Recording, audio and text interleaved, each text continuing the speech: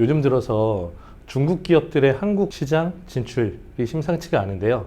과연 어떠한 기업들이 어떠한 전략을 통해서 우리나라 시장을 공략하고자 하는지 그 대표 사례들을 모아서 오늘 얘기를 해볼게요. 먼저 중국 기업들 중에서 가장 적극적인 행보를 보이고 있는 곳은 바로 알리바바인데요. 알리바바는 2023년 8월에 우리나라의 법인을 설립을 하고 본격적으로 진출을 했어요. 그리고 작년 2024년이죠. 2024년에 우리나라 이커머스 시장에서 쿠팡에 이어서 전체 2위의 실적을 기록하면서 굉장히 빠른 발전을 하고 있어요. 그랬던 알리바바가 이번에 신세계 이마트랑 손을 잡으면서 우리나라 이커머스 시장에 보다 더 적극적으로 진출을 하고자 하는 발판을 마련했어요. 이번에 이마트랑 알리바바가 지마켓을 5대5로 경영하는 합작 법인, 조인트 벤처라고 하는데 조인트 벤처를 설립해서 5대5로 경영을 나눠서 하겠다라는 빅딜을 발표를 했어요. 알리바바가 이마트랑 5대5 합작 법인을 설립을 하면서 본격적으로 이제 진출을 했고, 그러면서 쿠팡이 압도적인 그 독점적 사업자예요. 우리나라 이제 유통업계에서. 그런데 알리바바가 2위, 그리고 이번에 50%를 지분을 인수하게 되는 지마켓이 5위였단 말이에요. 그래서 2위의 알리바바, 5위의 지마켓이 합작이 되면서 본격적으로 쿠팡의 대항마로 떠오르게 됐다. 이렇게 이해를 하면 될 것 같고요. 소비자 입장에서는 아무래도 쿠팡 혼자 너무 독점적으로 이 시장을 가져가는 것보다는 경쟁 업체가 생기는 상황이 되다 보니까 앞으로 무한 경쟁을 통해서 가격이 좀 내려가지 않을까, 이런 기대를 좀 하게 돼요. 알다시피 지마켓은 2021년에 이마트가 인수를 하게 돼요. 그때 당시에 상황이 어땠었냐면 지마켓은 시장에서 2조 원도 비싸다는 평가를 받고 있었거든요. 그런 지마켓을 이마트가 얼마에 인수를 했냐? 이마트의 정용진 당시 부회장이 3조 5천억이 넘는 돈을 들여서 지마켓을 인수하게 돼요. 그래서 쿠팡한테 뒤처지고 있던 유통시장에서 쓱닷컴과 지마켓, 옥션 등을 통해서 한번 과거의 영광을 되찾아 보겠다라고 해서 엄청난 웃돈을 주고 지마켓을 사들인 거예요. 그 결과가 어떻게 됐을까요?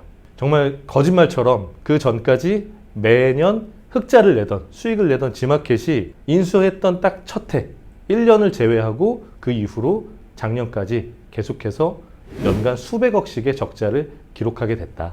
그러니까 이마트 입장에서는 지마켓을 인수하고 매년 몇백억, 수백억의 적자를 감수를 하면서, 그런 영업 손실이라고 부르죠. 우리가 영업 손실을 감수하면서 또 어떤 리스크에 노출이 됐었냐? 영업권 손실에 노출이 됐던 거예요. 두 가지 개념이 좀 달라요. 영업 손실은 말 그대로 회사를 경영해서 장사를 통해서 손실을 본 거죠. 마이너스를 낸 건데, 그럼 영업권 손실은 뭐냐? 돈을 잘 벌고 있던 지마켓을 인수했잖아요. 그러니까 지마켓이 갖고 있는 여러 판로라든지 그동안의 성장이라든지 그 영업 권리, 영업권을 인정해 주는 거예요. 그래서 이마트가 지마켓을 통해서 매수한 영업권도 이마트라는 회사의 자산으로 그동안 회계 처리가 되고 있었다. 그게 적어도 수천억, 많게는 뭐 1조까지도 평가를 받았을 수도 있어요. 그러니까 영업권을 1조에 주고 사왔단 말이에요. 그리고 4년이 지났어. 4년이 지났는데 매해 수백억씩 적자를 봤다 그랬잖아요. 그러면 만약에 지마켓에서 1조에 사왔던 이 영업권이 이마트가 다시 지마켓을 어떤 다른 회사에 넘긴다라고 하면 1조의 돈을, 1조의 가치를 받을 수 있을까요? 못 받겠죠. 너네 1년에 500억씩 손실 나잖아. 영업권을 어떻게 1조를 쳐줘? 우리 5천억밖에 못 줘. 이렇게 되면 다른 회사에 매각을 할 때 자산이 어떻게 상계되느냐? 5천억의 마이너스로 계산이 되는 거예요. 그래서 지금까지 이런 영업권의 리스크 때문에 모기업인 이마트가 회계적인 리스크도 안게 되고 주가도 그게 다 반영이 되어 있었던 거예요.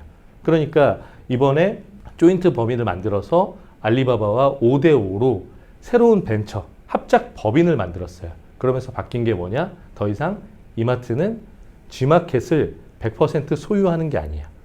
지분 관계로 투자하는 관계가 되기 때문에 이제는 영업권에 대한 손실이 이마트의 회계 처리로 적용되지 않는다.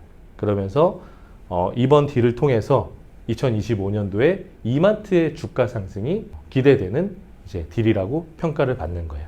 그러니까 이마트 기준에서는 지마켓이 굉장히 계륵이었어요. 엄청난 돈을 주고 샀는데 수익도 안 나고 팔리지도 않는 그런 계륵 같은 존재였던 지마켓을 알리바바가 무려 3조를 각각 3조씩 6조의 이제 법인이 탄생한 건데 50%를 쉽게 말하면 사갔다라고 보면 되는 거죠. 그동안 정용진 회장이 우리 용진이 형이 이미지가 어떤 이미지였어요? 마이너스의 손으로 유명했잖아. 건드리는 사업마다 정말 성공한 거 하나 없이 계속 손실만 봤던 그랬던 이제 정용진 회장의 이마트를 작년 하반기죠. 작년 하반기에 어머니인 신세계 그룹의 이명희 회장이 이제 불러냈죠.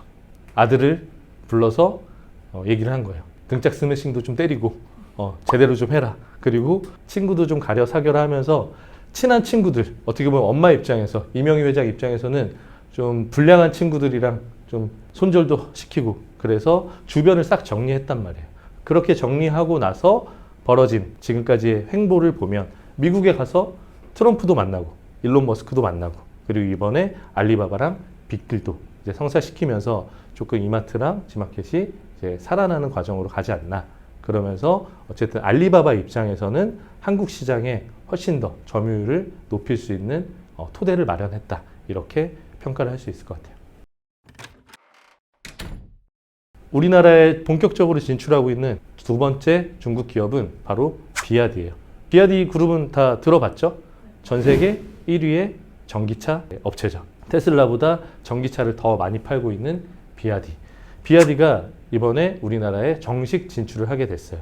그래서 1월 16일 날 우리나라의 1호 전시장을 오픈을 하면서 쇼케이스가 예정이 되어 있거든요. 우리나라에서 비아디가 이제 첫 번째 전시장이 위치가 어디냐면 강서구 전시장이에요. 강서구 전시장이 어디냐면 과거에 지프 알죠? 지프 브랜드가 우리나라에 최초로 진출했을 때 썼던 그 전시장이에요. 그 전시장을 매입을 해서 그 자리에 그대로 비아디가 들어가게 된 거죠. 이건 어떤 전략이냐? 기존에 유명 브랜드가 있었던 그 건물을 그대로 사용을 하면서 우리나라 시장에 안정적으로 정착을 하겠다라는 전략으로 볼 수가 있어요.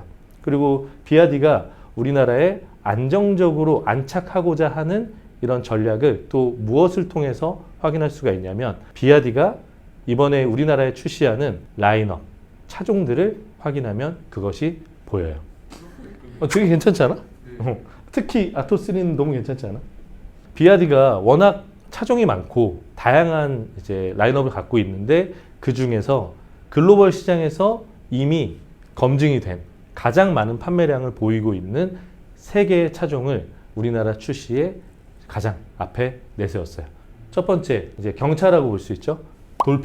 돌핀이라는 가장 작은 사이즈부터 중간 아토3 그리고 승용차인 실까지 3가지 라인업을 구성을 했어요. 돌핀, 아토3, 실 가장 인기가 많은 3종 거기다가 마지막에 한 종이 추가가 돼서 실 라이언이라고 하는 바다사자죠. 바다사자라는 이름을 갖고 있는 실 라이언 7까지 그래서 4개의 차종으로 라인업을 구성했다. 그래서 사진을 봐서 알겠지만 한국 사람이 봐도 중국차 맞아? 디자인 괜찮은데?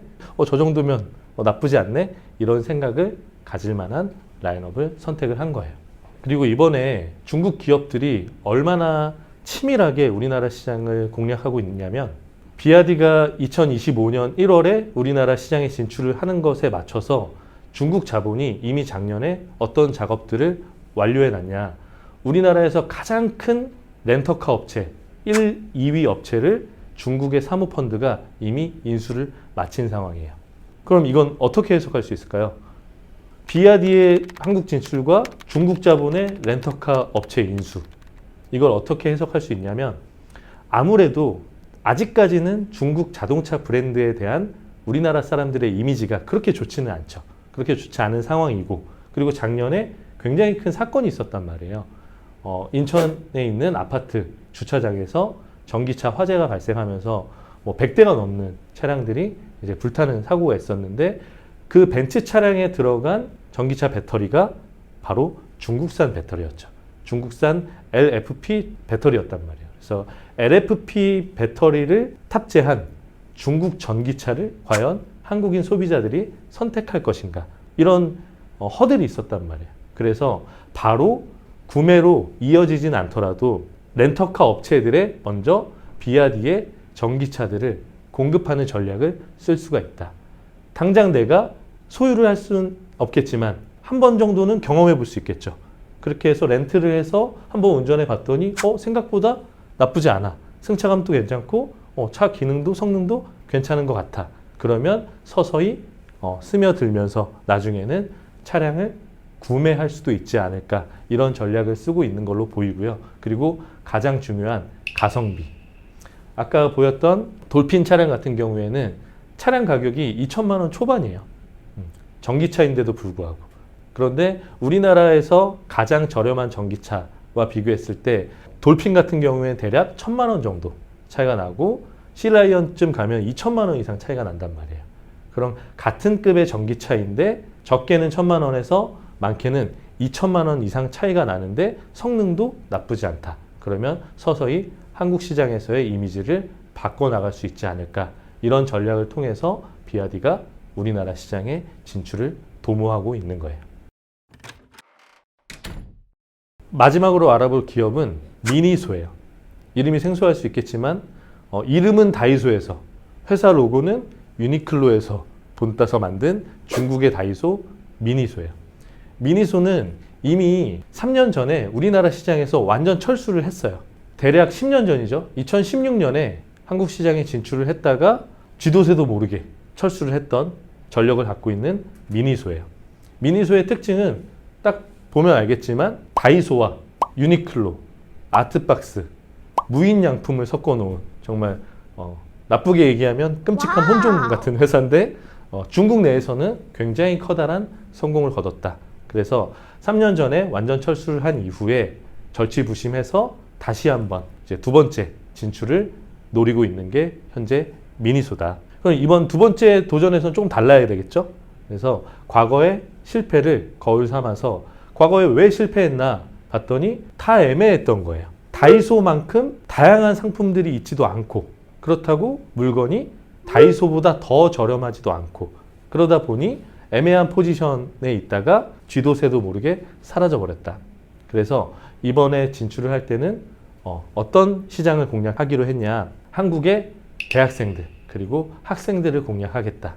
그래서 원래 저렴한 물건을 파는 곳이지만 그 중에서도 손쉽게 선택할 수 있는 학용품이라든지 굿즈라든지 이런 저렴한 상품을 더 저렴하게 최저가 정책을 사용을 해서 일단 한국의 학생들, 그 중에서도 트렌드에 민감한 학생들을 공략하겠다. 그래서 이미 작년에 해와 대학로에 미니소 1호점이 재오픈을 했어요.